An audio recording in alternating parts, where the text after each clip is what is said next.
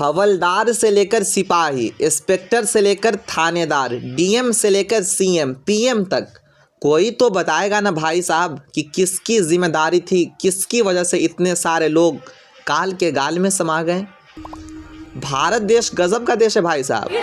यहाँ पर अगर थोड़ा सा अच्छा काम हो जाए तो टीवी से लेकर अखबार और अधिकारी से लेकर सरकार तक को पता होता है कि क्रेडिट कहाँ किसको देना है।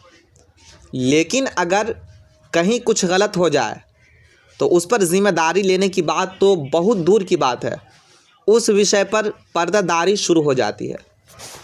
सारी कोशिशें होती है कि उस मामले को दबा दिया जाए, और दबा न पाए तो कम से कम बता दिया जाए। और यही सब कुछ महाकुंभ के मामले में हो रहा है। बेहिसाब भीड़ कैसे एक जगह पर जमा हुई, किसी की जिम्मेदारी नहीं है। भीड़ क्यों नहीं मैनेज हुई, किसी की जिम्मेदारी नहीं है।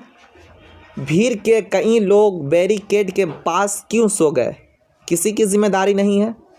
भीड़ से ही लोग बैरिकेड फाड़ने लगे, इसका कोई जिम्मेदार नहीं है।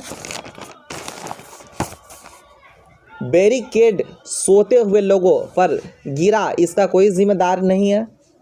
लोगों को बताया गया कि नागा साधु का जत्था जो है वो आ रहा है, वो भागने लगे, या भागने से फैली, कोई जिम्मेदारी नहीं है। बैरिकेड में लोग दबे, भगदड़ मची, भगदड़ में लोग मरे, लेकिन कोई भी जिम्मेदार नहीं है। और जब कोई जिम्मेदार नहीं है तो फिर मुझे याद आ गया वो भाई साहब की स्टेशनों पर बिछड़ते मासूम, जिसका कोई जिम्मेदार नहीं है। हाँ, ऐसे ही यहाँ पर भी आप खुद सोचिए कि भगदड़ में लोग मर गए।